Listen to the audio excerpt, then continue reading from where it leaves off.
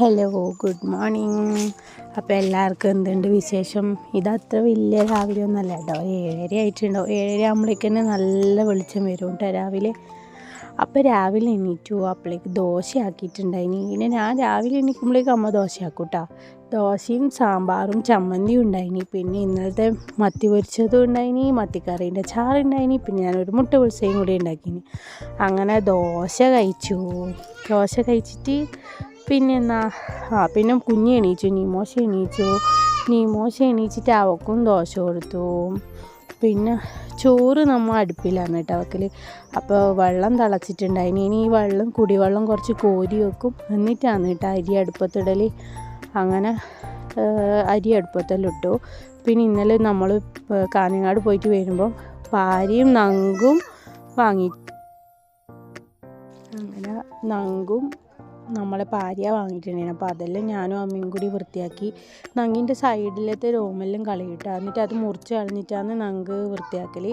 അപ്പോൾ നല്ല ടേസ്റ്റാണ്, അത് തിന്നാൻ എന്തോ അമ്മക്ക് ഞെട്ടാണ്.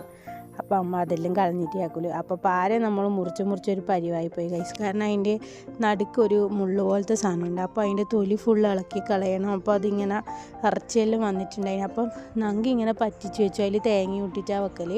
പിന്നെ പാര പൊരിക്കുകയും ചെയ്തിട്ട്. അപ്പോൾ ചോറ് റെഡിയായി. അപ്പോൾ ഉച്ചയാകുമ്പോഴേക്ക് നമ്മൾ ചോറ് കഴിച്ചു.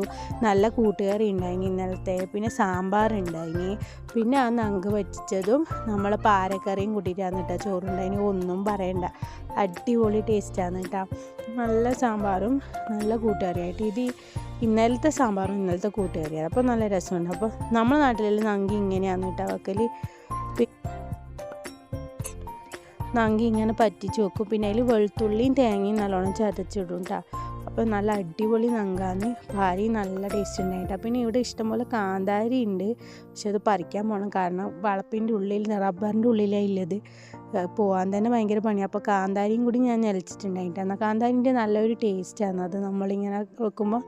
പിന്നെ വൈകുന്നേരമായി ചായയിലും കുടിച്ചിട്ടുണ്ടായിരുന്നു. വൈകുന്നേരം നമുക്ക് നമ്മളെ വീട്ടിൻ്റെ അടുത്തുള്ളൊരു കുട്ടീൻ്റെ സംഗീതനായിട്ടാണ് കേട്ടോ, അതായത് ഹൽദി.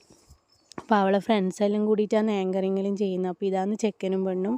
അപ്പോൾ പിന്നെ അവരെ ഫാമിലിയെല്ലാം കൂടി കേക്ക് കട്ടിങ്ങെല്ലാം ഉണ്ടായിനി. പിന്നെ എന്തെല്ലോ പരിപാടി ഉണ്ടായിനി. മറ്റേ ആരാ നിങ്ങളെ ഫസ്റ്റ് പ്രപ്പോസ് ചെയ്യുന്നത് അങ്ങനെയെല്ലാം ചോദിച്ചു. പിന്നെ അവർ രണ്ടാളും എന്തോ ഒരു ഡാൻസ് എല്ലാം കളിച്ചിട്ടുണ്ടായിനി. അപ്പോൾ അടിപൊളി നല്ല ചെക്കനും പെണ്ണും കേട്ടോ. നല്ല ഗ്ലാമറായിട്ടുള്ള ചെക്കനും പെണ്ണുമാണ്. അപ്പോൾ അവരെ പരിപാടിയെല്ലാം കഴിഞ്ഞു. പിന്നെ നെയ്ച്ചോറ് ഇറച്ചി തന്നിട്ടുണ്ടായിനി. അപ്പോൾ അതെല്ലാം കഴിച്ച് നമ്മൾ വീട്ടിലേക്ക്. അപ്പോൾ ഇന്നത്തെ ഇത്രയൊക്കെയുള്ള വിശേഷങ്ങൾ. അപ്പോൾ ചാച്ചാ, ബൈ ബൈ.